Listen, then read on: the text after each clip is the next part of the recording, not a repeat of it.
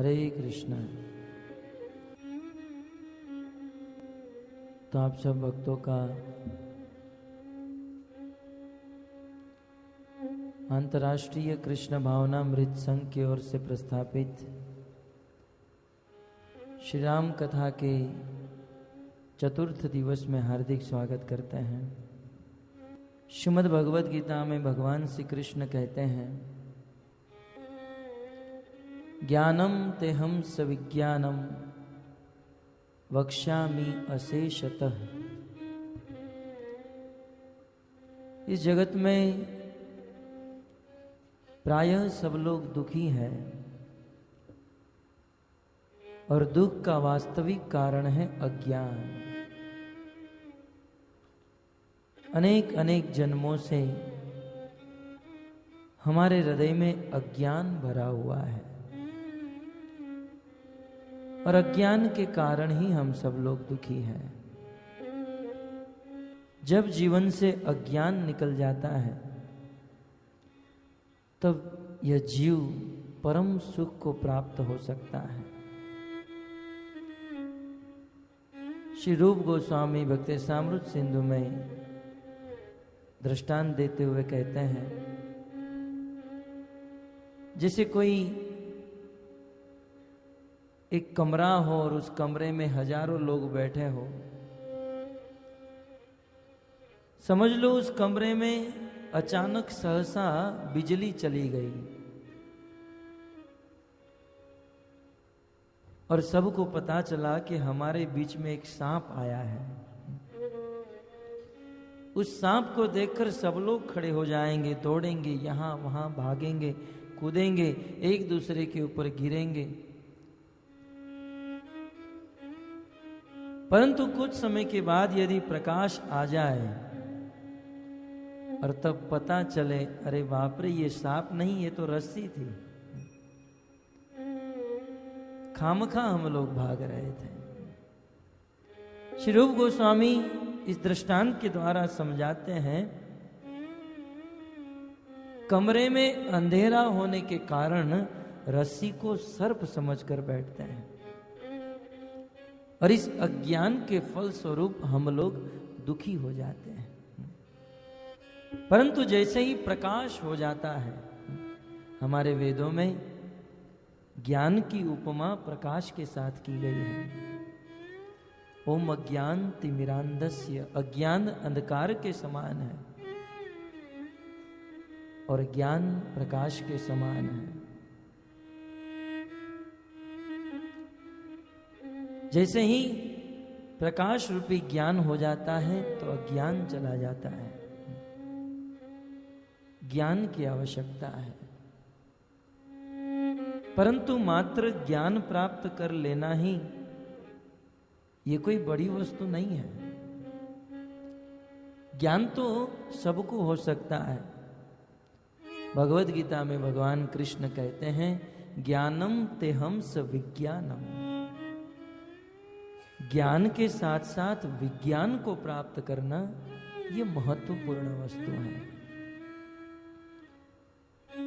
और उस कुरुक्षेत्र की भूमि में भगवान श्री कृष्ण रथ के ऊपर सवार होकर अर्जुन से कह रहे थे कि हे अर्जुन, मैं तुम्हें मात्र कोरा ज्ञान ही नहीं दूंगा, मैं तुम्हें ज्ञान के साथ साथ विज्ञान भी दूंगा। विज्ञान। ऐसी भक्तिवेदांत स्वामी प्रभुपाद इस श्लोक के परपोट में लिखते हैं, वास्तव में विज्ञान देने में एकमात्र कृष्ण ही समर्थ है। विज्ञान का अर्थ होता है वह ज्ञान जो जीवन में अप्लाई हुआ हो, जो जीवन में लागू हुआ हो। यदि कितना भी बड़ा ज्ञान है, कितना भी वेद और शास्त्र का पठन पाठन और अध्ययन किया है, परंतु वह ज्ञान यदि हमारे जीवन में नहीं उतरता है तो उस ज्ञान की कोई वैल्यू नहीं है। चाणक्य पंडित नीति शास्त्र में लिखते हैं, यथा खर चंदन भारवाही भारस्य वेता न तो चंदनस्य। दृष्टांत देते हुए कहते हैं, जैसे खर का अर्थ होता है गदा, जैसे गधे के ऊपर बहुत सारा वजन रखा जाता है, बहुत भार, गधा बहुत भार ढोता है। कभी कभी उस गधे के ऊपर मलई पर्वत का चंदन रखा जाता है,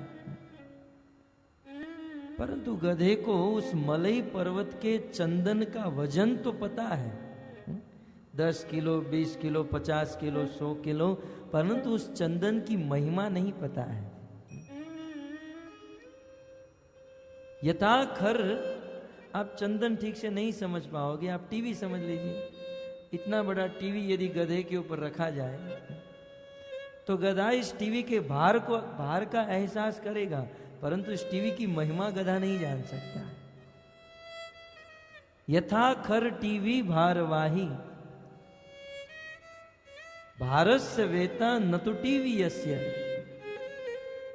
वह गधा भारस्य वेता, टीवी के भार को जान सकता है, परंतु टीवी की जो महिमा है उसमें 100 चैनल होती हैं, दूरदर्शन आता है, वो नहीं पता है। भगवान कहते हैं तथाच विप्रा श्रुति शास्त्र युक्ता मद भक्ति हीनो खरवत वदंती। उसी प्रकार इस संसार में कुछ लोग बहुत वेद शास्त्र का ज्ञान ग्रहण कर लेते हैं, परंतु उस ज्ञान को अपने जीवन में उतारते नहीं हैं, धारण नहीं करते हैं।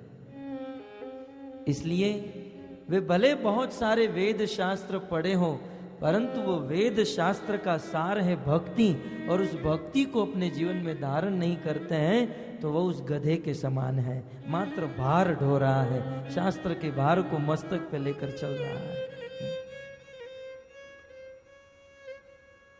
ज्ञान के साथ साथ विज्ञान होना चाहिए, और यह एकमात्र कृष्ण ही दे सकते हैं। कृष्ण की कृपा से ही यह ज्ञान हमारे जीवन में अप्लाई होता है। परंतु श्रील प्रभुपाद जी लिखते हैं, कृष्ण के साथ साथ कृष्ण की परंपरा में जितने भी लोग हैं, वे सब लोग इस ज्ञान के साथ विज्ञान देने में समर्थ हैं। भगवान श्री कृष्ण की परंपरा में कृष्ण ने ज्ञान दिया ब्रह्मा को, ब्रह्मा जी समर्थ है विज्ञान देने में। ब्रह्मा ने नारद को, नारद ने वेद व्यास, मध्व, पद्मनाभ, नरहरि, अक्षोभ्य, माधव, जय, सिंधु, विद्यानिधि। भगवान श्री कृष्ण की परंपरा में जितने भी लोग हैं, ये सब लोग ज्ञान के साथ साथ विज्ञान देते हैं। इसलिए भक्तों, उन भक्तों के मुख से ही भगवत कथा सुननी चाहिए जो लोग भगवान श्री कृष्ण की शुद्ध गुरु शिष्य परंपरा में है। और आज हम लोग इतने सौभाग्यशाली बने हैं, इतने भाग्यशाली आज हम लोग बने हैं कि उन्हीं शुद्ध गुरु परंपरा के, गुरु शिष्य परंपरा के अंतर्गत हम ज्ञान प्राप्त करने के लिए, ज्ञान के साथ साथ विज्ञान को प्राप्त करने के लिए बैठे हैं। यहां पर जो भी कहा जा रहा है, श्रील प्रभुपाद जी के शिक्षा, उपदेश और सिद्धांत के अंतर्गत समस्त वस्तु का निरूपण हो रहा है। बहुत बड़ा सौभाग्य है भक्तों, इस सौभाग्य को हमें समझना चाहिए। चैतन्य महाप्रभु ने कहा है, इस संसार में जो लोग बहुत धनी हैं वो भाग्यवान नहीं है, इस संसार में जो लोग बहुत रूप वाले हैं वो लोग भाग्यशाली नहीं है, या जिनके पास गाड़ी बंगले हैं वो लोग भाग्यशाली नहीं है। ब्रह्मांड भ्रमित है, इस ब्रह्मांड में अनेक अनेक जीव रहते हैं। एत ब्रह्मांड भरी अनंत जीवगण दशस मेघ घाट के ऊपर उपदेश देते हुए चैतन्य महाप्रभु रूप गोस्वामी को कहते हैं, इस ब्रह्मांड में अनेक जीव है, यह ब्रह्मांड जीवों से खचाखच भरा हुआ है, परंतु उन सभी जीवों में से सबसे ज्यादा भाग्यशाली कौन है? ब्रह्मांड भ्रमित कौन भाग्यवान? और सब लोग भाग्यशाली नहीं है, इस ब्रह्मांड में बहुत कम लोग, बहुत, और वो भाग्यशाली कौन है? गुरु कृष्ण प्रसाद पाई भक्ति लता बीज। जो शुद्ध गुरु और कृष्ण की कृपा से भक्ति का बीज हृदय में प्राप्त कर लेता है, सबसे महान भक्त हैं। हम लोग बहुत भाग्यशाली हैं। निश्चित हमने पूर्व जन्म में कुछ सुकृति की होगी, कुछ पुण्य किए होंगे, और इस जन्म में श्रील प्रभुपाद और उनके जितने भी अनुचर भक्त हैं उनकी कृपा से आज हम लोग लगे हैं। तब हमारा कर्तव्य क्या होना चाहिए? अब योग्य रास्ता, योग्य जगह तो मिल गई, शुद्ध कथा मिल गई। अब चैतन्य महाप्रभु कहते हैं कि इस भक्ति के बीज को संभाल कर रखिए। माली हैया करे से ही बीज आरोपण, माली बनकर इस भक्ति के बीज को हृदय में बोइए और इस हृदय में डालकर श्रवण कीर्तन जले कर ये सेचन, श्रवण और कीर्तन के द्वारा इस भक्ति को बढ़ाते जाइए। यदि हम इसी प्रकार इस शुद्ध परंपरा में नित्य निरंतर भगवत कथा का श्रवण और भगवान के नाम का कीर्तन करते रहेंगे, उपाड़े व बाढ़े लता ब्रह्मांड भेदी जाए। चैतन्य महाप्रभु कहते हैं कि ये लता जो है इस ब्रह्मांड को भेद कर इस पृथ्वी के ऊपर स्वर्ग लोक, महर लोक, तप लोक, ब्रह्म लोक को भेद कर विरजा पर व्योम पाए। विरजा नदी को पार करके पर व्योम भगवान श्री कृष्ण गोलोक वृंदावन में जाकर भगवान के चरणों में स्पर्श हो जाए हमारी भक्ति। लेकिन ये कब होगा? जब निरंतर भगवत कथा सुनते रहेंगे, निरंतर भगवान का नाम लेते रहेंगे। परम सौभाग्य है कि आज हमें यह शुद्ध कथा श्रवण करने का अवसर मिला है, और उसमें भी मेरा परम सौभाग्य है कि आज हमारी मां स्वरूप सुरांगी माता जी हमारे बीच में हैं, हमें आशीर्वाद देने के लिए, हम सबका सौभाग्य बढ़ाने के लिए आई हैं। माला दीजिए, उनका स्वागत करेंगे महामंत्र से। हरे कृष्णा कृष्णा कृष्णा हरे हरे, हरे राम राम राम हरे कृष्णा कृष्णा कृष्णा हरे हरे, हरे राम हरे। हमारे जुहू मंदिर के परम वरिष्ठ भक्त देवकी नंदन प्रभु और माताजी उनकी धर्म पत्नी है।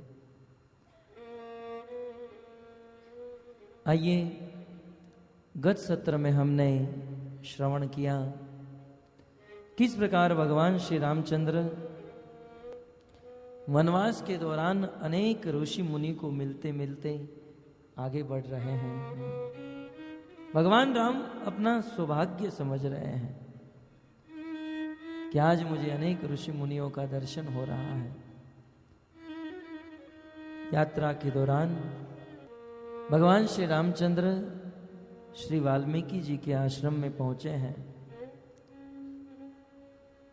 एक दिन भगवान वहां पर रुके, दूसरे दिन सुबह भगवान जब प्रस्थान कर रहे थे उस समय भगवान ने वाल्मीकि ऋषि को पूछा, प्रभु अब बहुत घना जंगल है, बहुत विशाल वन है, और मेरे पिता ने मुझे जंगल का राजा बनाया है। देखिए भगवान राम कितना सुंदर हमें सिखाते हैं अपने आचरण से। आज का कोई व्यक्ति होता तो कहता कि हमको ये अयोध्या से भगा दिया गया है, निकाल दिया गया है। जो भी व्यक्ति मिलते थे, प्रभु आप वन में क्यों? भगवान इतना ही कहते थे, पिता दीन मोहे कानन राजू। मेरे पिता दशरथ ने देखा कि राम को मात्र छोटी सी अयोध्या का राजा बनाऊंगा। राम तो बहुत गुणवान है, बहुत विशाल है, इनको छोटी सी अयोध्या का राजा नहीं, इनको तो फॉरेस्ट का मंत्री बनाना चाहिए, जंगल का मंत्री बनाना चाहिए। तो पिता ने, ये क्या आज हो रहा है? पिता दीन मोहे कानन राजू। पिताजी ने मुझे जंगल का राज्य दिया है। तब वाल्मीकि भगवान के आशीर्वाद से, भगवान के ही अनुग्रह से बता रहे हैं कि प्रभु आप कहाँ रहेंगे। सबसे प्रथम वाल्मीकि कहते हैं कि जो लोग प्रभु आपकी नित्य निरंतर कथा सुनते रहते हैं, जिनके श्रवण समुद्र समाना, कथा तुम्हारी सुभग सरी नाना, होई निरंतर होई न पूरे, तिनके गृह रहु रघुवीरे। जो निरंतर आपकी कथा सुनता रहता है और निरंतर कथा सुनते रहने के बाद भी तृप्त नहीं होते हैं, यत् शृण्वताम रसज्ञानाम स्वादु स्वादु पदे पदे, सुनाते रहिए, निरंतर सुनाते रहिए। बस जो इसी प्रकार जो कहता रहता है उनके घर पर, जैसे महाराज परीक्षित हैं, 7 दिन उनके जीवन में बचे थे।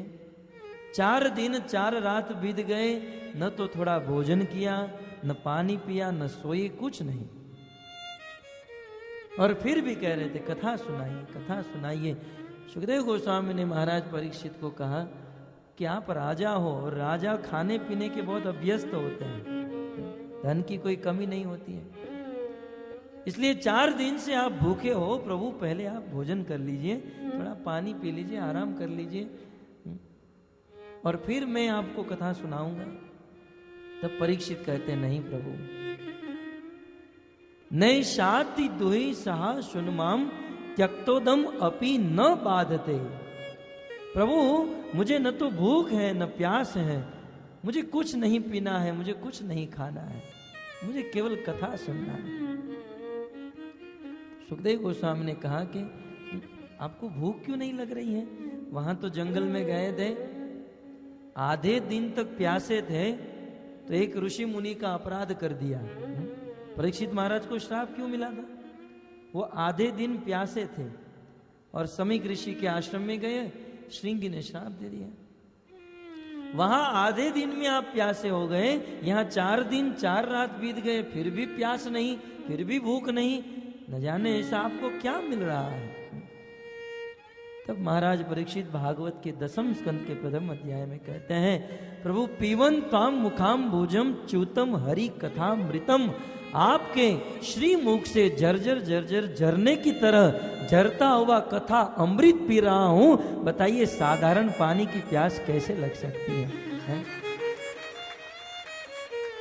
साधारण पानी, जो व्यक्ति अमृत का पान कर रहा है, जो अमृत पी रहा है, वो साधारण जल कैसे मान सकता है?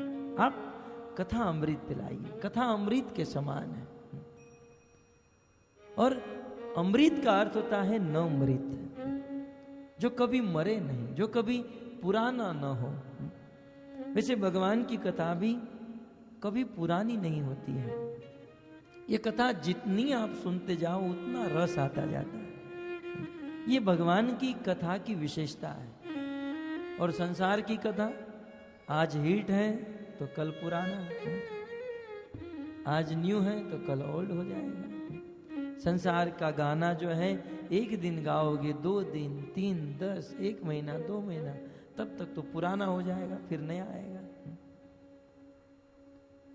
परंतु भगवान की कथा जो है कभी पुरानी नहीं होती है। यद्यपि भगवान की कथा बहुत पुरानी है, परंतु पुरानी होकर भी उसमें नित्य नवीन आनंद आता रहता है, नित्य आनंद मिलता रहता है। इसलिए जो लोग निरंतर भगवान की कथा का श्रवण करते रहते हैं और बार बार कथा सुनने के बाद भी उबते नहीं हैं, उनके गृह में, उनके हृदय में जाकर प्रभु आप रहिए। प्रथम स्थान। दूसरा स्थान कहा? जिनकी जिह्वा निरंतर आपके रूप गुण और नाम का गुणगान करती है, उनके घर पर आप रहिए। तीसरा स्थान कौन सा बताया? जो अपने नेत्रों से निरंतर प्रभु आपका दर्शन करते रहते हैं, उनके घर पर आप रहिए। और चौथा स्थान बताया जो लोग अपनी नासिका से भगवान की तदीय, आपकी तदीय वस्तु को ग्रहण करते हैं, सूंघते हैं, तुलसी को सूंघते हैं, फूल को, निर्माल्य को, हार को, भगवान के चढ़ाए हुए अत्तर प्रसाद को जो सूंघते हैं, उनके घर पर जाकर रहिए। अब आज 5वां स्थान बता रहे हैं। प्रभु प्रसाद सोची सुभग सुबासा, प्रभु प्रसाद सोची सुभग सुबासा, सादर जासु लहई नित नासा, सादर जासु लहई नित नासा। 5वां स्थान बताते हुए कहते हैं, तुम ही निवेदित भोजन करही, निवेदित भोजन करही, तुम ही निवेदित भोजन करही, निवेदित भोजन करही, प्रभु प्रसाद पट भूषण धरही, प्रभु प्रसाद पट भूषण धरही, प्रभु प्रसाद पट भूषण धरही। प्रभु प्रसाद पट भूषण धरही। 5वां स्थान बताते हैं, तुम ही निवेदित भोजन करही। हे प्रभु, जो लोग आपको अर्पण करके ही भोजन करते हैं, उनके घर पर रहिए। इसका अर्थ है, जो लोग आपका प्रसाद ग्रहण करके ही अपना जीवन बिताते हैं, अर्थात आपके प्रसाद के बिना जो कुछ ग्रहण नहीं करते हैं, उन लोगों के गृह में रहिए। यहां पर मुख की बात बताई गई है, जो अपने मुख से निरंतर भगवान का प्रसाद ग्रहण करते हैं। वास्तव में जीवन में हमें जो भी मिलता है, ये सब कुछ भगवान का है। त्वदीय वस्तु गोविंदम, शास्त्र में भी कहा गया है, तुभ्यम एव समर्पये गृहाण सुमुखो भूतवा प्रसीद परमेश्वर। त्वदि, हम भगवान को वस्तु जब अर्पण करते हैं तो भगवान निश्चित उसे ग्रहण करते हैं, और जैसे ही भगवान उसे ग्रहण करते हैं और फिर जो बचता है उसे प्रसाद कहा जाता है। और जब हम उस प्रसाद को ग्रहण करते हैं, प्रसीद परमेश्वर, वो परमेश्वर बहुत प्रसन्न हो जाते हैं, बहुत खुश होते हैं।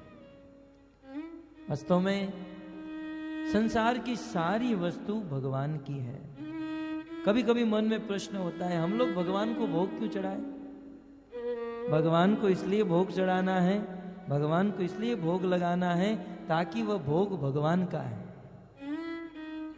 तो कुछ लोग दावा करते, नहीं, ये कमाने के लिए भगवान गए थे, कमाने तो हम जाते हैं, रात दिन मेहनत तो हम लोग करते हैं। क्या 1-2 दिन ऑफिस में भगवान जाते हैं?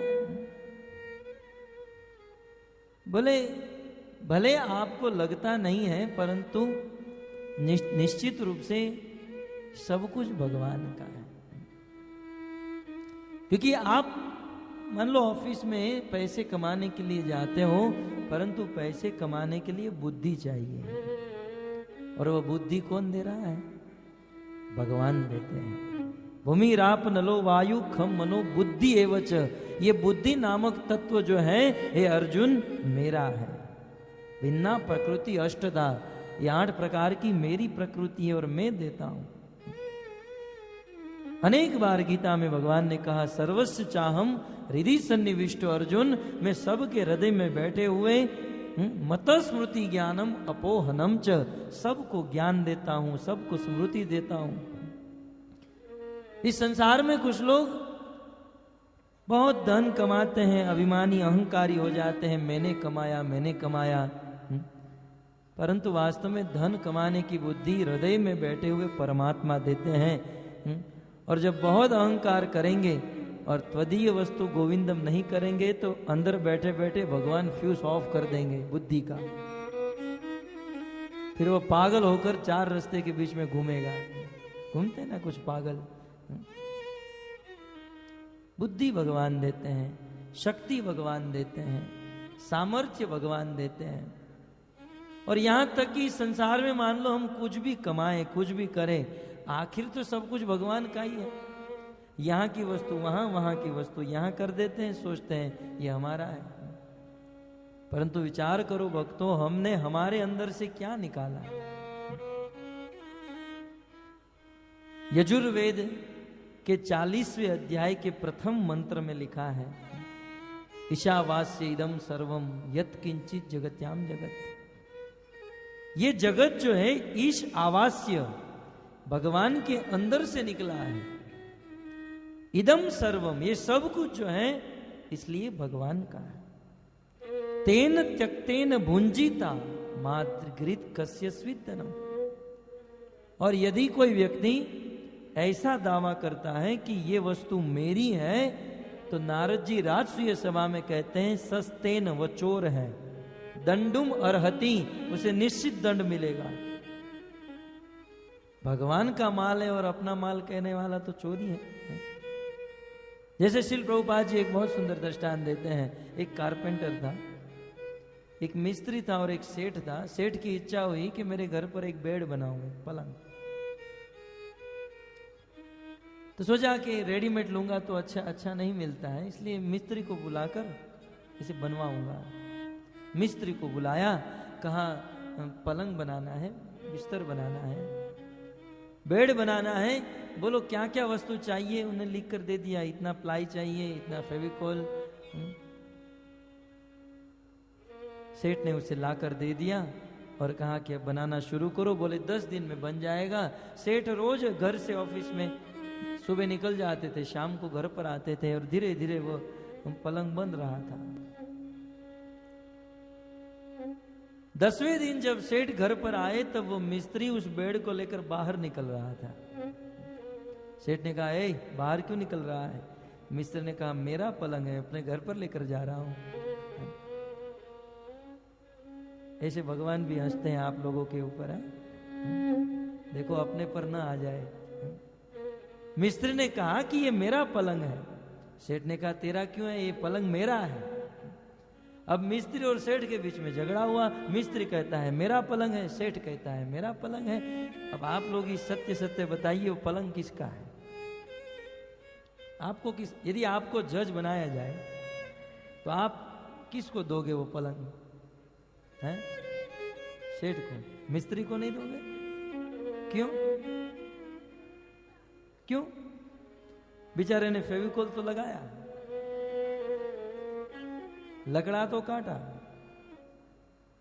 फिर भी मिस्त्री का नहीं, सेठ का है ना? सेठ का है ना? ठीक उसी प्रकार जैसे वह सारा सामान सेठ का है इसलिए पलंग सेठ का हुआ, उसी प्रकार इस जगत में सारी वस्तु भगवान से प्रकट होती है। हम तो यहाँ का माल वहां, यहाँ का यहाँ, और धन कमाते हैं, सोचते हैं हमारा है, हमारा है। क्या खाक हमारा है? आप लोग ही बोल चुके हो सेठ का है? वास्तव में सब भगवान का है। और भगवान भी ऐसे नहीं है कि भाई सब कुछ मुझे दे दो। कभी आए आपसे? जन्म से लेकर आज तक भगवान ने हमें कितना दिया। अरे गोस्वामी जी रामायण में लिखते हैं, एक नहीं करोड़ मुख भी मिल जाए ना, फिर भी भगवान ने जो दिया है उसको गिना नहीं पाएंगे। कोटिन मुख कहीं जात प्रभु के, एक एक उपकार। करोड़ों करोड़ों मुख मिलने पर भी उस प्रभु के उपकार को हम गिना नहीं पाएंगे। इतने उपकार भगवान ने किए हैं। इतना सुंदर शरीर भगवान ने हमको दिया। बताइए, इसकी इस अमूल्य शरीर है, इसकी कोई कीमत नहीं लगा सकता है। यहां किसी को कहा जाए आप दोनों पांव काट कर यहां रख दो, आपको 1 करोड़ रुपया मिलेगा, कौन देने के लिए तैयार है? हाथ ऊपर कीजिए, कोई नहीं। इसका अर्थ यही हुआ ना कि आपके दोनों पांव की कीमत कम से कम 1 करोड़ है। आप अपना मस्तक काट कर रख दीजिए, 5 करोड़ मिलेगा, कौन देगा? इसका अर्थ यही हुआ ना कि मस्तक की कीमत 5 करोड़ की है। ऐसे करके शरीर के सभी अंग की कीमत लगा दीजिए, इतना अमूल्य शरीर भगवान ने हमको दिया है। और केवल शरीर नहीं, इस शरीर को चलाने के लिए भगवान ने हवा दिया। ये हवा जो है भगवान की है। भगवान कपिल देव कहते हैं, मद भयाति वाति वातो यम, हे महादेवती, ये जो वायु है मेरे भय से बह रही है। सूर्य तपति मद भयाद, ये सूर्य मेरे भय से तप्त होता है। वर्षद इंद्र दह्यत अग्नि मृत्युश्चरति मद भयाद, ये बारिश सब कुछ मेरी कृपा से हो रहा है। शरीर को चलाने के लिए शरीर दिया, शरीर को चलाने के लिए हवा। कुछ लोग अभिमान करते हैं कि हमने धन कमाया, मेरा है मेरा है। अरे तेरे पास कितना भी धन है, ऊपर वाले ने ऑक्सीजन देना बंद कर दिया, कहां जाएगा? हवा देना बंद कर दिया। और भूल से भी एक बार जन्म से लेकर आज तक जितना ऑक्सीजन भगवान का हमने ग्रहण किया है, भूल से भी भगवान ने बिल भेज दिया ना, 10,000 जन्म तक भी चुका नहीं पाएंगे। हवा दी शरीर टिकाने के लिए। सूर्य प्रकाश, देखिए आज सूर्य की कितनी जरूरत है। करोड़ों लोगों के कपड़े को सोख देता है। सूर्य न होता तो कोई जीवित नहीं रह सकता। और बात तो दूर रही, सूर्य नहीं होता तो हम लोग रिलायंस वालों के बिल भर भर कर थक गए, मर गए होते हैं। जब सूर्य है तब भी इतना बिल आता है, यदि नहीं होता तो कितनी कृपा भगवान की है। और उसमें भी बुद्धि भगवान देते हैं, स्मरण शक्ति भगवान सब कुछ देते हैं, लेकिन हम सोचते हैं कि हमारा है, मेरा है, मेरा है। हमें कम से कम ये सब कुछ भगवान का है इतना तो समझो, और समझकर भगवान को अर्पण तो करो। वो भगवान भूखे नहीं है, और ऐसा भी नहीं कि वहां बहुत कमी पड़ गई है, अकाल हो गया है, महामारी हो गई है। वहां तो करोड़ों लक्ष्मी लाइन में खड़ी हैं भगवान हमारी संपत्ति को। भगवान भाव देखते हैं, भाव ग्रही जनार्दन। देना चाहिए भगवान को, और भगवान को हम जितना देते हैं ना, एक अंदर की बात बता देता हूं, ये तो सीधा सिद्धांत है कि कुछ भी करके आप नहीं चाहते हो फिर भी भगवान को देना ही होगा। नहीं दोगे तो फिर नरक में जाना पड़ेगा, ये सब अलग बात है। परंतु अंदर की बात बता दूं, यदि हम भगवान को देते हैं ना, तो हम जो देते हैं उससे करोड़ों गुना भगवान वापस लौटाते हैं। ये सीधा हिसाब है, सीधा, इसमें कोई बड़ा लॉजिक नहीं है। आप भगवान को 1 रुपया देते हो, भगवान 1000 देते हैं। सीधा लॉजिक आपको बता दूं, आपके कितने हाथ हैं? 2 हाथ हैं। हम 2 हाथ से भगवान को 1 रुपया देते हैं, भगवान के 1000 हाथ हैं। जब वो लौटाते हैं तो अपने सभी हाथों से पैसा वापस करते हैं, तो 1 रुपया यहां से देते हैं, वहां से वो 1000 देते हैं। फिर भी विश्वास नहीं तो इतिहास के पन्ने खोल दीजिए। द्रौपदी ने क्या दिया था कृष्ण को? एक छोटी सी साड़ी का टुकड़ा। जब वापस लौटाना हुआ, कृष्ण ने क्या पूरी साड़ी की फैक्ट्री खोल दी। वह दुशासन, 10,000 हाथी का बल रखने वाला दुशासन, वह साड़ी खींचते खींचते थक गया, मुंह से फैन निकल गए, लेकिन साड़ी खत्म नहीं हुई। ये है प्रभु। सुदामा ने 2 मुट्ठी चावल दिए थे, परंतु बदले में भगवान ने जब दिया, पूरी द्वारका नगरी ही दे दी। और ऐसा नहीं कि भगवान देने के बाद सोचते हैं यार इसे बहुत ज्यादा दे दिया, जैसे हम लोग सोचते हैं दान देने के बाद। हम लोग दान एक बार उत्साह में आकर, रजस में, रजोगुण में आकर दे देते हैं, फिर पछताते हैं यार यहाँ थोड़ा ज्यादा हो गया है। भगवान ने सुदामा को 1-2 मुट्ठी चावल के बदले पूरी द्वारका दे दी। फिर द्वारका देने के बाद कृष्ण रो रहे थे। उद्धव जी को लगा कि शायद ज्यादा दे दिया इसलिए रो रहे हैं। भागवत में ये प्रसंग है, प्रभु आप रो मत, यदि चाहिए तो मैं वापस लेके आऊंगा, सुदामा वापस कर देगा, आप इतने क्यों रो रहे हो। तब भागवत में सुखदेव गोस्वामी कहते हैं, कृष्ण ने उद्धव को इतना ही कहा कि उद्धव मुझे रोना इस बात का आ रहा है कि इस ब्राह्मण ने जो मुझे दिया ना, उसके बदले में मैं इस ब्राह्मण को कुछ नहीं दे पाया, कुछ नहीं दिया। बोले प्रभु आपने सोने की द्वारका तो दे दी।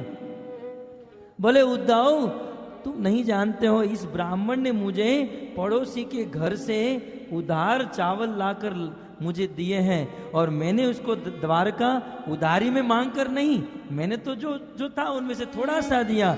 जब मैं मेरा सब कुछ इसे लौटा दूंगा तब बिजनेस बराबरी का होगा, मैंने इसे कुछ नहीं दिया। ये है भगवान की स्थिति, भगवान का मनोभाव। तो सभी ओर से, नेगेटिव पॉइंट से, पॉजिटिव पॉइंट से, सभी पॉइंट से सार ये है, संसार में सब कुछ भगवान का है और हमें भगवान को अर्पण करना चाहिए। और यदि हम भगवान को अर्पण नहीं करते हैं, यदि प्रसाद की, भोजन की बात की जाए, ये जो भोजन है यदि हम भगवान को अर्पण नहीं करते हैं तो गीता में सीधा भगवान कहते हैं आप पाप खा रहे हो। सीधा आप यदि गाय को काट कर खाते हो और आप रोटी खाते हो, उसमें कोई अंतर नहीं है। क्या अंतर रहा? कुछ लोग तर्क भी करते हैं, क्यों? हम लोग कहते हैं हम शाकाहारी हैं, वेजिटेरियन हैं, तो क्या वनस्पति में जीव नहीं है? गाय को काटना ही जीव हिंसा है, वनस्पति को काटना जीव हिंसा नहीं है? क्या फल में जीव नहीं है? वृक्ष में जीव नहीं है, वृक्ष को काटना जीव हिंसा नहीं? अरे जीव हिंसा तो हम कर ही रहे हैं, लेकिन थोड़ा स्टैंडर्ड हमारा थोड़ा ऊपर हो गया है। गीता में भगवान सीधा कहते हैं कि आप अनाज खाते हो, उनमें भी पाप का दोष है, परंतु उस अनाज के पाप के दोष से आपको मुक्त होना है, क्योंकि ये अनाज मेरा है, इसलिए आप मुझे अर्पण कर दो। मुझे अर्पण कर दोगे तो आप उनका जो पाप है उससे मुक्त हो जाओगे। सीधा भगवान गीता में सिद्धांत समझाते हैं, क्योंकि ये मेरा है इसलिए मुझे दे दो। और मुझे अर्पण किए बिना आप यदि वेजिटेरियन भी हो, फिर भी आप पाप खा रहे हो, भोजन नहीं, आप पाप खा रहे हो। इसलिए तुम ही निवेदित भोजन करही। यहां पर वाल्मीकि जी ने कहा कि आपको निवेदन करके ही जो लोग भोजन करते हैं, भगवान को जब हम भोजन चढ़ाते हैं, देखिए कृष्ण की भक्ति, राम की भक्ति में हमें कुछ अलग से नहीं करना है। मैंने कल ही कहा, हम जो करते आए हैं, जो कर रहे हैं वही चीज करना है, परंतु भगवान को अर्पण करना है। परंतु एक बात ध्यान रहे, भगवान कांदा, लहसुन, चाय, कॉफी इत्यादि नहीं खाते हैं, है ना। गीता में ये भी कह दिया, बिल्कुल क्लियर कट कह दिया भगवान ने। नहीं तो कुछ लोग, मैं एक बार जीवदानी में, विरार जीवदानी भगवत गीता डिस्ट्रीब्यूशन करने गया था, आज से 3-4 साल पहले। तो एक कुछ 22 लोग नाचते हुए, हाथ में बैट है, किसी के हाथ में बॉल है, नाचते हुए आए और जीवदानी माता का मंदिर तो ऊपर है, लेकिन ये लोग ऊपर नहीं गए, लोग वहां सीढ़ी पर ही खड़े रहे। जीवदानी माता का पहले तो आवाहन किया, फिर थोड़ा मांस लाए, मांस रखा, फिर दारू की बोतल लाए, वो डाला, और फिर जीवदानी माता की आरती की, और आरती के बाद प्रसाद लो, प्रसाद लो, सब लोग प्रसाद प्रसाद, बिल्कुल श्रद्धा से मेरे पास आए। आप, मैं नहीं लूँ। मैंने ये नहीं कहा कि मैं नहीं खाता हूं, मैंने कहा आज शनिवार है, नहीं तो मेरी गीता नहीं लेते। मैंने कहा शनिवार है, आज उपवास है, नहीं तो बेचारे को बुरा लग जाता, और मैं उनको गीता बेचना चाहता था। तो खैर, तो वो लोग सोचते हैं कि ये देवी देवता मांस खाते हैं, मदिरा पीते हैं, कभी नहीं। आप विचार तो कीजिए, आज का एक सुसंस्कृत मनुष्य ये कार्य नहीं करता है। इतने शुद्ध देवी देवता मांस खाएंगे, इतने शुद्ध देवी देवता शराब पिएंगे, कभी नहीं। और भगवान तो कभी नहीं, इसलिए गीता में भगवान ने कह दिया पत्र पुष्पम फलम तोयम यो में भक्ता प्रयच्छति अर्जुन सत्वगुणी आहार। यदि भगवान मांस इत्यादि खाते तो भगवान श्लोक में कह देते मांस अंडा मछली तोयम यो में भक्ता प्रयच्छति। भगवान को कहने में क्या देर थी, लेकिन भगवान ने बिल्कुल सतर्क रहकर बताया चाय कॉफी कांदा लहसुन नॉनवेज इत्यादि कुछ नहीं, शुद्ध सात्विक आहार। भगवान को यदि हम भोग लगाते हैं और भोग लगाकर हम उसे ग्रहण करते हैं फिर वो प्रसाद हो जाता है, फिर उस प्रसाद को हम ग्रहण करते हैं। हमारे ठाकुर भक्ति विनोद नरोत्तम दास ठाकुर अनेकों भजन में प्रसाद सेवित है सकल प्रपंच जय। यदि आप थोड़ा भी प्रसाद को ग्रहण कर लेते हो संसार के प्रपंच से मुक्त हो जाते हो, सभी दुर्गुण सभी दोषों से मुक्त। प्रसाद सेवित और यह प्रसाद जो है त्रिपुरारी नाचे जहां पाई। आप मायापुर में जाओगे तो आज भी यह श्लोक लिखा है, त्रिपुर का वध करने वाले साक्षात भोलेनाथ महादेव शिव जी भी उस भगवान श्री कृष्ण के प्रसाद को ग्रहण करके नाचते हैं, वाह आज तो कृष्ण का महाप्रसाद मिल गया है। ये है प्रसाद की महिमा। ये प्रसाद थोड़ा भी स्वल्प मात्रा में ग्रहण कर लिया जाए संसार के सभी दोषों से मुक्त हो जाएंगे। तुरंत आप लोग प्रश्न पूछेंगे हमने तो कितना टन प्रसाद खा लिया, दोषों से तो मुक्त नहीं हुए।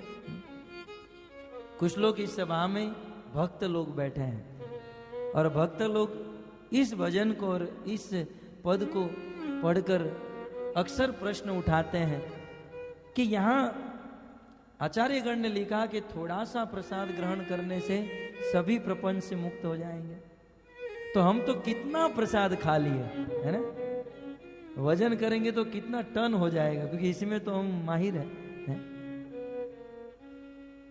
तो इतना प्रसाद खाने के बाद भी हम लोग सर्व प्रपंच जय प्रपंच से मुक्त नहीं हो पाए, क्यों?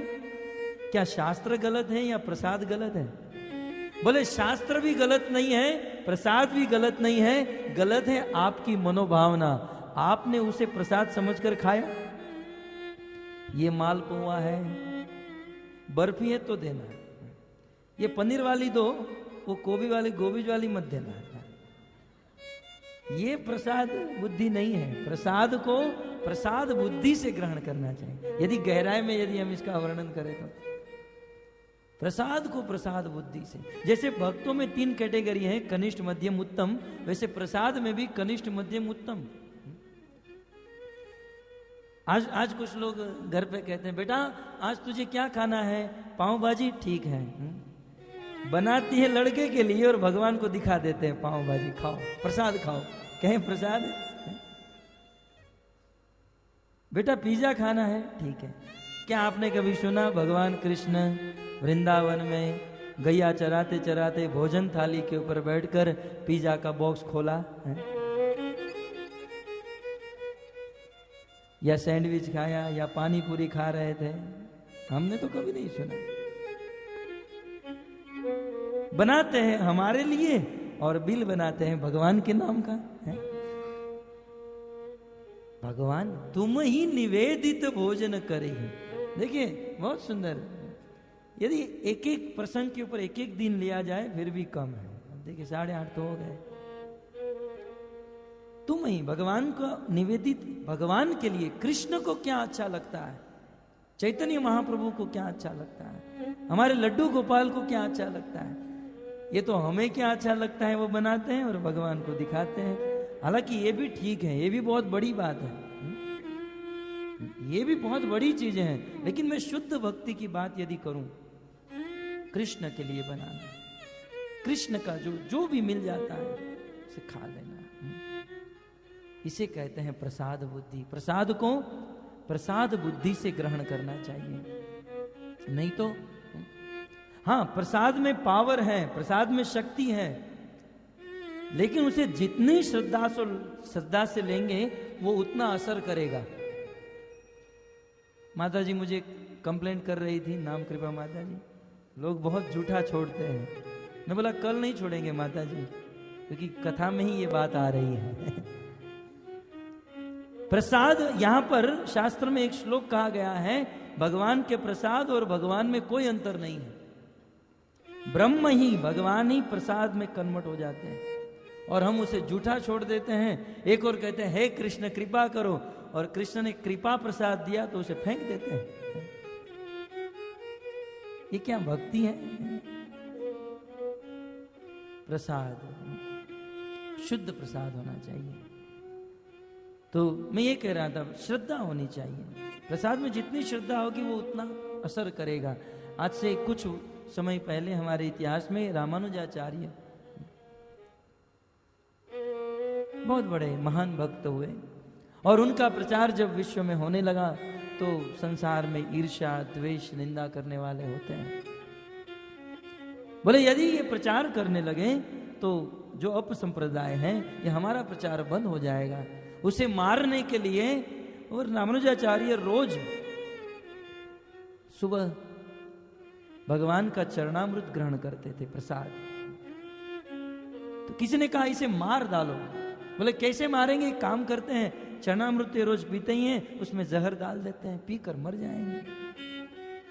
चरणामृत में जहर डाल दिया और कैसे भी करके उनके शिष्य को पता चल गया इसमें जहर है। जैसे ही रामानुजाचार्य आए चरणामृत ग्रहण करने के लिए, शिष्यों ने कहा कि आप इसे ग्रहण मत कीजिए, इसमें जहर है। रामानुजाचार्य ने कहा फिर भी मुझे दे दो। क्यों? क्योंकि चरणामृत के ऊपर इतनी श्रद्धा थी। उन्होंने कहा कि चरणामृत का प्रभाव ज्यादा है कि जहर का प्रभाव ज्यादा है? ये चरणामृत के प्रभाव के सामने जहर कुछ नहीं है। इतनी श्रद्धा, इतना विश्वास। और कहा दीजिए, और हाथ में ग्रहण किया। अकाल मृत्यु हरणम सर्व पाप विनाशनम विष्णु पाद उदकम पित्वा पुनर्जन्मन विद्यते। इस प्रकार श्लोक का उच्चारण करके उन्होंने वह जहर युक्त चरणामृत का पान किया, परंतु पूर्ण श्रद्धा उस चरणामृत के ऊपर होने के कारण जहर रामानुजाचार्य का कुछ नहीं बिगाड़ पाया, कुछ नहीं। ये है श्रद्धा, ये है विश्वास। फिर इतिहास में ऐसी भी घटना घटी उन्हीं के शिष्य प्रशिष्य में कि एक शिष्य आए और रामानुजाचार्य का अनुकरण करने लगे। देखिए, गुरुजनों का अनुकरण नहीं अनुसरण होना चाहिए। और उसने जानबूझकर जहर मिलाया। बोले अब मुझे दो, पिया, मर गए। क्यों? क्योंकि श्रद्धा नहीं थी। है? श्रद्धा होनी चाहिए पूर्ण रूप से। तो इस प्रकार प्रसाद तो ग्रहण करना ये भक्ति है, परंतु प्रसाद बुद्धि से। तो जो लोग भगवान को भोग अर्पण करके ही उसे प्रसाद के रूप में ग्रहण करते हैं और जीवन में प्रभु प्रसाद पट भूषण धरे ही, और भगवान के लिए बहुत सुंदर वस्त्र, अलंकार, श्रृंगार अर्पण करते हैं, भगवान उससे प्रसन्न होते हैं और उनके घर पर भगवान रहते हैं, उनके घर पर भगवान जाते हैं। इस प्रकार वाल्मीकि ऋषि ने 5 स्थान बता दिए। आइए अब छठा स्थान। अब भगवान को रहने के छठे स्थान में पहुंचे हैं। सीरन वही सुर गुरु द्विज देखी,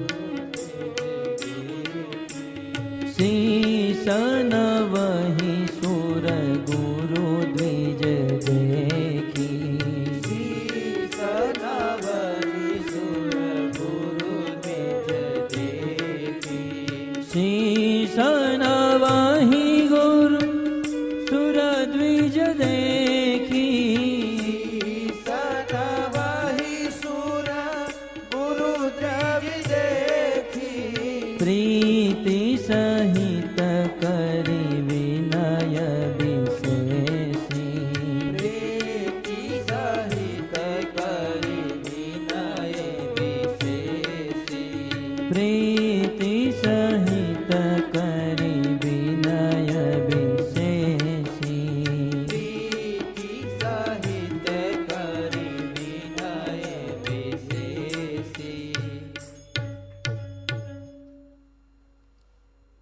छठा स्थान बताते हुए कहते हैं शीश नवही, अब मस्तक का आया है। शीश नवही सुर गुरु द्विज देखी। जो लोग सूर का अर्थ होता है देवता। जितने भी देवी देवता हैं उनको देखकर अपना सिर नवाते हैं। गुरु, गुरु का अर्थ है वरिष्ठ, हमसे बड़े, उसे गुरुजन। गुरु का अर्थ होता है बड़ा, लघु माने छोटा। बड़ों को देखकर जो अपना शीश नवाते हैं, देवताओं के मंदिरों में जाकर अपना शीश नवाते हैं, और द्विज ब्राह्मणों के चरणों में जो अपना शीश नवाते हैं, प्रीति सहित करी विनय विशेषी। और इन सब से जो अपना प्रेम रखते हैं, आदर भाव सत्कार करते हैं, उनके घर पर प्रभु आप रहिए। भगवान ऐसे लोग के पास जाते हैं जो लोग झुकना जानते हैं, शीश नवाना जानते हैं। संसार में भगवान प्राप्त हो जाते हैं मात्र झुकने से, मात्र शीश नवाने से, परंतु इतना भी नहीं कर सकते हैं, आलस आती है। और कुछ लोग कहते हैं कि हम ब्राह्मणों को शीश क्यों नवाए, ये ब्राह्मण तो थर्ड क्लास के हैं, गिरे हुए हैं। प्रायः जो लोग भक्त बन गए हैं वैसा कहते हैं, हम लोग ब्राह्मण से बड़े हैं। नहीं, जो भी हो, ब्राह्मण कैसे भी हैं, परंतु हमें ब्राह्मणों का दोष नहीं, हमें तो गुण ही देखना है। उन्होंने कुछ ना कुछ ऐसा कार्य किया है जिससे भगवान ने ब्राह्मण परिवार में जन्म दिया। भागवत में भगवान ने कहा है, ब्राह्मण मेरे मुख है, और भगवान के मुख का अनादर करना कभी भी जीवन में, ब्राह्मण कैसे भी क्यों न हो, उनका अनादर नहीं करना चाहिए। ब्राह्मण देखकर उनका आदर होना चाहिए। कल लखनलाल और परशुराम आमने सामने हो चुके थे। लखनलाल ने परशुराम को इतना ही कहा कि हमारे कुल में ब्राह्मणों को मारा नहीं जाता है, और परशुराम जी आपके शरीर पर मैं जनोई देख रहा हूं, मेरे और आपके वध के, आपकी लाश के बीच में मुझे ये जनोई नड़ रही है। यदि इतनी ही आप में शक्ति है तो जनोई को निकालो और आओ सामने। आदर करते थे पहले के क्षत्रिय भी, ब्राह्मणों का सत्कार और सम्मान करते थे, परंतु आज तो ब्राह्मणों को बिल्कुल निगलेक्ट किया जाता है। खास करके जो लोग भक्त बन गए वो लोग ज्यादा निगलेक्ट करते हैं, कहते हैं ये ब्राह्मण तो गिरे हुए हैं, पतित हैं। भक्तों, ये बात सत्य है, ब्राह्मण का स्टैंडर्ड गिर चुका है, बात सत्य है। क्योंकि ब्राह्मणों का कार्य है शम दम तप शौच शांति ऊर्ज्व एवच ब्रह्म कर्म स्वभावजम, ज्ञान विज्ञान आस्तिक्यम ब्रह्म कर्म स्वभाव। ब्राह्मणों के ये सब कार्य हैं। खैर आज के ब्राह्मण ये कार्य नहीं करते हैं, लेकिन फिर भी हमें ब्राह्मणों को आदर देना चाहिए। ये वाल्मीकि ऋषि भगवान को कह रहे हैं। क्यों? हम लोग ऐसा सोचते हैं कि ब्राह्मण लोग गिर चुके हैं, पतित हो गए हैं, तो क्या हम लोग नहीं गिरे हैं? 4 वर्ण भगवान ने बनाए, ब्राह्मण क्षत्रिय वैश्य और शूद्र। भक्तों, ब्राह्मण जितने गिरे हैं उतने क्षत्रिय भी गिरे हैं, उतने वैश्य भी गिरे हैं, उतने शूद्र भी गिरे हैं। इसलिए चारों लेवल में हो गए हैं। ऐसा मत समझिए ब्राह्मण ही गिरे हैं। क्या क्षत्रिय गिरे नहीं है? आज कुछ लोगों का क्षत्रिय परिवार में जन्म हुआ है लेकिन बिल्ली जैसे है। क्षत्रिय का काम क्या है? भगवान ने कहा क्षत्रियों का काम है देश की रक्षा करना, लेकिन चुप कर बैठ जाते हैं। सभी क्षत्रियों को बॉर्डर पर होना चाहिए। कौन है? क्षत्रिय का स्टैंडर्ड गिर गया है। वैश्य का कार्य है व्यापार करना, और आज सभी वैश्य शूद्र बन गए, नौकरी कर रहे हैं। प्रभुपाद जी कहते हैं एटलीस्ट बी अ बिजनेसमैन, कम से कम बिजनेस करो। हा? वैश्य जो है वो भी गिरे, अपना स्टैंडर्ड से नीचे आ गए हैं। तो क्षत्रिय गिरे, वैश्य गिरे, शूद्र भी गिर गए। शूद्र का काम है सबकी सेवा करना, कहाँ कर रहे हैं? झगड़ा के अलावा कुछ कर रहे हैं? वो भी गिरे हैं। सब लोग गिरे हैं, इसलिए गिरने में सब लोग समान हैं। कुल मिलाकर शीश नवही सुर गुरु द्विज देखी। देवताओं को देखकर, गुरुओं को देखकर और ब्राह्मणों को देखकर शीश नवाना चाहिए। हमारे सनातन गोस्वामी एक दिन में 1000 वैष्णव को प्रणाम करते थे, एक दिन में। गिन कर, ऐसा भी नहीं। हम लोग जैसे गिन कर माला जपते हैं वैसे गिन कर 1000 वैष्णव को दंडवत, थोड़ी भी आलस नहीं। और हमें तो भगवान के सामने प्रणाम करना होता है, तो उसमें कितनी आलस भरी है। शीश नवाना चाहिए। बहुत बड़ा दुर्भाग्य है, भगवान के सामने शीश नवाने से भगवान हमारे वश में हो जाते हैं। भागवत में, महाभारत में तो यहां तक कहा गया 10 अश्वमेघी पुनरेति जन्म। यदि कोई भगवान को एक बार प्रणाम करे और 10 अश्वमेघ यज्ञ करे, दोनों बराबर हैं, आप क्या करना चाहोगे? 10 अश्वमेघ यज्ञ कलयुग में तो इम्पॉसिबल है, लेकिन फिर भी उसके उत्तरार्ध में वेद व्यास जी महाभारत में लिखते हैं 10 अश्वमेघी पुनरेति जन्म। लेकिन फिर भी 10 अश्वमेघ यज्ञ करने वाला फिर से इस संसार में जन्म मृत्यु जरा व्याधि में फंसता है। लेकिन एक बार भी यदि भगवान के सामने अपना मस्तक झुका दे, कृष्ण प्रणामी न पुनर्भवाय, फिर से इस संसार में वह आता नहीं। और आगे इतना जोड़ दीजिए, कृष्ण को एक बार प्रणाम करने से यदि कोई व्यक्ति संसार में आ जाए, परंतु कृष्ण के भक्तों को एक बार प्रणाम कर दीजिए, वो तो कभी सपने में भी भगवान का धाम छोड़कर इस प्रपंच में आ नहीं सकता है। इसलिए प्रणाम करना चाहिए। फिर हमें हमारी बुद्धि से तोलना नहीं चाहिए, ये अच्छे हैं, ये बुरे हैं, और ये ठगते हैं, ये करते हैं, कभी नहीं। सर्वत्र समदर्शन, समान देखना चाहिए। कल का इतिहास, हमारे इतिहास में एक महान महापुरुष हो गए जिसका नाम था गौर मोहन। बंगाल में रहते थे, कलकत्ता में। और जितने भी लोग, जितने भी ब्राह्मण उस गौर मोहन जी के पास आते थे तो उनको घर पर बुलाते थे, आइए, प्रसाद दिलवाते थे, प्रसाद। और फिर प्रसाद देने के बाद, पैसे देने के बाद वो इतना ही कहते थे, मेरा एक बच्चा है जिसका नाम अभय है, आप मेरे बच्चे को आशीर्वाद दीजिए, राधा रानी का भक्त बने। प्रभुपाद जी लिखते थे, अपनी किताबों में लिखे हैं, गौर मोहन दे को ये पता था कि ये ठगने वाले ब्राह्मण हैं, दूसरों को ठगते हैं, लेकिन मेरे पिता ने कभी ऐसा नहीं देखा। ब्राह्मण के वस्त्र का आदर करके घर पर लाते थे और ब्राह्मणों को भोजन खिलाते थे। अपनी कलम चलाते हुए प्रभुपाद जी कहते हैं, उस ब्राह्मणों के आशीर्वाद से आज मैंने पूरी दुनिया को भक्त बना दिया है। ब्राह्मणों का आशीर्वाद होता है। तो इस प्रकार ब्राह्मणों को प्रणाम करना चाहिए, देवताओं को प्रणाम और गुरुजनों को प्रणाम करना चाहिए। यह करने से भगवान प्राप्त होते हैं। और मान लो पूछा जाए, रामायणकार को पूछा जाए कि यदि भगवान को प्रणाम नहीं करेंगे तो रामायणकार कहते हैं, मनुष्य जीवन प्राप्त करके जो लोग भगवान को, देवता को, ब्राह्मण के सामने अपना मस्तक झुकाते नहीं है, सो सिर कटी संबर तुला। पहले तो उसका जो मस्तक है वो मस्तक नहीं, वह कलिंगर है।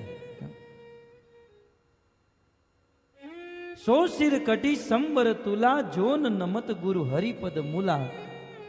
गुरु के चरणों में जो अपना मस्तक झुकाता नहीं है, उस मस्तक तो कट जाना चाहिए, काट देना चाहिए।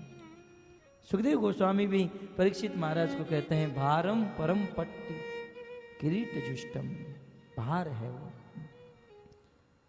इसलिए भगवान के सामने मस्तक झुकाना चाहिए। संसार में बहुत बड़ा आश्चर्य है, आज का मनुष्य अपनी पत्नी के सामने मस्तक झुका देता है, हजाम के सामने तुरंत जाकर बैठ जाता है, परंतु गुरु और ब्राह्मणों के सामने नहीं झुकाता है। झुकाना चाहिए। यदि आप झुकना सीख गए, भगवान दूर नहीं है। चैतन्य महाप्रभु ने ज्यादा बात नहीं बताई, लेकिन सर्व शास्त्र का सिद्धांत शिक्षाष्टकम में दे दिया। त्रिनादपि सुनी चेन तरोर इव सहिष्णुना। झुकना सीख गए और दूसरों को सम्मान देना सीख गए। कीर्तनीय सदा हरि, सदा आप कीर्तन कर सकते हो। झुकना। और जो लोग झुकते हैं ना, वही भगवान के शुद्ध भक्त है। कृष्णदास कविराज गोस्वामी लिखते हैं कि जो बारंबार प्रेमेर स्वभाव जहां प्रेमेर संबंध, सही मान मोर नहीं कृष्ण प्रेम गंध। वास्तव में जिसके हृदय में प्रेम शुद्ध भक्ति होती है, वो अपने आप को बहुत हीन समझता है। प्रेम के फल भगवान जिसके हृदय में आ चुके हैं, वो सदैव झुका हुआ रहेगा। जैसे वृक्ष को आपने देखा है, वृक्ष में जिस वृक्ष की डाली के ऊपर फल लग जाता है, वो डाली झुक जाती है। क्यों? क्योंकि फल है। और जिसमें फल नहीं होते, वो सीधे खड़े रहते हैं, अशोक वृक्ष के जैसे सीधे, झुकते नहीं है। वास्तव में भक्ति है तो झुकना होगा, नम्रता होगी। तो छठा स्थान बताते हुए कहते हैं, गुरु ब्राह्मण और देवताओं के सामने जो अपना मस्तक नवाते हैं, उनके घर पर प्रभु आप रहिए। और फिर सातवां स्थान बताते हुए कहते हैं, कर नित कर ही राम पद पूजा, राम भरोस हृदय नहीं दूजा। अपने हाथों से जो भगवान की सेवा करते हैं, माला बनाना, वस्त्र बनाना, पुष्प उतारना, मंदिर में झाड़ू लगाना, कपड़ा लगाना, कर नित कर ही, अपने हाथों से निरंतर भगवान की सेवा में लगे रहते हैं। यह है किंकरी भाव, एक दासों का भी दास बनकर रहना। मंदिर में झाड़ू लगाना, यह सबसे बड़ी सेवा है भक्तों। कुछ लोग सोचते हैं कि बस व्यासपीठ के ऊपर बैठकर प्रवचन करना, कथा करना, यह सबसे बड़ी सेवा नहीं। भौतिक जगत में जो हमें बड़ा दिखता है, भगवान के दाम में वो सबसे छोटा है। भगवत गीता 15वां अध्याय, पुरुषोत्तम योग, ऊर्ध्व मूल अध शाखा, है ना, आप सबको पता है। ये भौतिक जगत भगवान के दाम का विकृत प्रतिबिंब है, रिफ्लेक्शन है। यहां इस जगत में जो सबसे छोटी सेवा होगी, भगवान के दाम में वो सबसे बड़ी मानी जाएगी। इसलिए कर नित कर, अपने हाथों से भगवान के मंदिर में झाड़ू लगाना, कपड़ा लगाना, पुष्प उतारना, वस्त्र प्रक्षालन करना, कपड़े धोना, रसोई में जाकर बर्तन मांजना, ये सबसे बड़ी सेवा है। भागवत के 9वें स्कंद में 4थे अध्याय में इस पूरी दुनिया के चक्रवर्ती सम्राट महाराज अम्बरीश की कथा है। राजा थे और 1000 पत्नी थी, परंतु झाड़ू वो स्वयं अपने हाथों से मारते थे। अपने हाथों से कपड़ा, मंदिर का मार्जन, सब कुछ अपने हाथों से करते थे, जानते थे। रामायण में आगे एक बहुत सुंदर प्रसंग आएगा, मुझे नहीं लगता है वहां तक पहुंचेंगे, लेकिन पहुंच गए, फिर याद आएगा कि नहीं आया इसलिए कह देता हूं कि छोटी सी छोटी सेवा भी भगवान देख रहे हैं। आप ऐसा मत समझो, भगवान, और छोटी सेवा भगवान के नेटवर्क में तुरंत पहुंच जाती है। छोटी सेवा, आप भगवान को जब सीता को प्राप्त करने के लिए लंका में जाना था, तो सेतु बनाने लगे, और सेतु बनाने के लिए भगवान ने हनुमान जी को ऑर्डर दे दिया, और हनुमान जी ने नल नील को बिठा दिया, और जितने भी वानर थे सब लोग बड़े बड़े पर्वत, पत्थर, वृक्ष सब कुछ ला कर नल नील को देने लगे और उसमें डालने लगे। सब लोग उद्यम में लगे थे, सब लोग अपने काम में, परिश्रम में लगे थे। उस समय एक छोटी सी गिलहरी, गिलहरी जानते हैं, छोटी सी गिलहरी वहां पर एक छोटे छोटे दाने ले लेकर उस समुद्र में फेंकती थी। अब कहाँ ये हनुमान के हाथ का बड़ा बड़ा चौड़ा पर्वत है, 1000 योजन का, और वहां कहाँ गिलहरी का एक छोटा सा दाना है। और वो गिलहरी भी पूरे परिश्रम में लगी थी, ला कर डाल रही थी, तो वो गिलहरी बीच बीच में लाकर डाल रही थी, तो ये हनुमान और उसके पांव में आ रही थी। अरे लोग डिस्टर्ब हो रहे थे, ये क्या बीच में नड़ रही है, साइड में हट। होता है ना कभी कभी जो बहुत नम्र हम्बल भक्त होते हैं, सतोगुणी होते हैं, वो करते रहते हैं अपना काम। तो जो मेरे जैसे रजोगुणी होते हैं, तो उनकी आंखों में खटकते, साइड में रहो, ये करो। तो ये लोग, वो गिलहरी अपने वेग से छोटा छोटा पत्थर, छोटा छोटा दाना ले लेकर उस समुद्र में, समुद्र सेतु बनाने में डाल रही थी। और रास्ते में वो छोटी थी इसलिए सबके पाँव में आती थी, तो सब लोग रुक जाते थे, अरे क्यों डिस्टर्ब कर रही है, क्यों परेशान कर रही है। एक ने तो कहा तेरी बदली का मैं पूरा पहाड़ डाल देता हूं, ये तेरे नाम का, लेकिन तू साइड में बैठ। हम लोग होते तो कह देते कोई बात नहीं, मेरी बदली दान दे रहे हो तो कर दो, मेरी बदले सेवा कर दो। लेकिन गिलहरी ने कहा नहीं, मैं मेरी सेवा आपको नहीं दूंगी। छोटी सी गिलहरी, मैं मेरी सेवा खुद स्वयं करूंगी, मैं अपने हाथों से, अपने मुख से भगवान राम के लिए सेतु बनाऊंगी। ये सब लोग परेशान हो गए और ये कंप्लेंट भगवान राम के पास गई। प्रभु पुल तो बन जाएगा, लेकिन जब तक ये गिलहरी को साइड में नहीं करोगे तब तक पुल नहीं बनेगा आपका। कुछ लोग फिसल रहे थे, गिर रहे थे, ब्रेक मार रहे थे, स्लिप हो रहे थे। प्रभु ने कहा बुलाओ उसे मेरे पास, बुलाओ। अब देखिए ये इशू बहुत छोटा था, ये गिलहरी एक साधारण गिलहरी थी, लेकिन ये इशू बहुत बड़ा हो गया। अब गिलहरी को भगवान के पास पेश किया गया। एक पत्थर के ऊपर गिलहरी बैठी थी, भगवान गए, बोले क्यों परेशान कर रहे हो सबको। बोले प्रभु मैं परेशान कहाँ कर रहे हो, मैं तो पुल बना रही हूँ। बोले तुम क्या पुल बनाओगी, पुल पता जानती हो कितना बड़ा पुल बनाना है। प्रभु क्षमा कीजिए, लेकिन प्रभु आपको एक बात बताऊं, ये लोग बड़े बड़े पहाड़ और पत्थर ला रहे हैं और समुद्र में डाल तो रहे हैं, परंतु उस पत्थरों के बीच में कुछ जगह बच जा रही है सीमेंट डालने की है, और ये काम ये बंदर लोग नहीं कर रहे हैं, इसलिए मैं वो जगह बंद कर रही हूँ ताकि सब जुड़ कर रहे। छोटी सी छोटी सेवा भी भगवान को प्रसन्न कर सकती है, छोटा कार्य भी भगवान की सेवा में लगाया जा सकता है। तब भगवान के हृदय में हो गया वाह गिलहरी। भगवान ने अपना हाथ गिलहरी के ऊपर थपथपाया है, वाह गिलहरी वाह। गिलहरी ने कहा प्रभु शांत, मर जाऊंगी है। भगवान ने वाह गिलहरी वाह। तो भगवान ने अपना हाथ गिलहरी पर, भक्तों ये प्रसंग आज भी साक्षी दे रहा है। भगवान ने जब अपना हाथ गिलहरी के ऊपर रखा, भगवान राम की 3 उंगली उस गिलहरी के पीठ पर रह गई। आज भी गिलहरी के पीठ पर भगवान राम की 3 उंगली आप देख सकते हो है? छोटी से छोटी सेवा भी भगवान को प्रसन्न कर सकते हैं। ऐसा मत समझिए मंदिर में छोटी सेवा करने वाले बहुत छोटे भक्त हैं, नहीं, दिखावा करने वाले छोटे होते हैं। भक्ति का सिद्धांत थोड़ा उल्टा है। जो लोग सबसे पीछे रहते हैं, अपने आप को सबसे हीन समझते हैं, वो महान है, वो ग्रेट है। तो कर नित करे ही राम पद पूजा। मैं ऐसे ही कथा करूंगा तो आज आगे नहीं बढ़ पाएंगे, क्योंकि आज नारी धर्म। कल एक प्रभु जी ने कंप्लेंट किया, प्रभु जी आपने कहा था कि आप नारियों के बारे में बताओगे, मैं कितना मेहनत और प्रयास करके पत्नी को लेकर आया और आपने कहा नहीं। इतना अच्छा गृहस्थी चल रही थी, आप झगड़ा कराओगे आज हमारा। तब मैंने सोचा कि आज का नर अपनी पत्नी से कितना डरता है, और आज तो इस उपदेश की जरूरत है ही।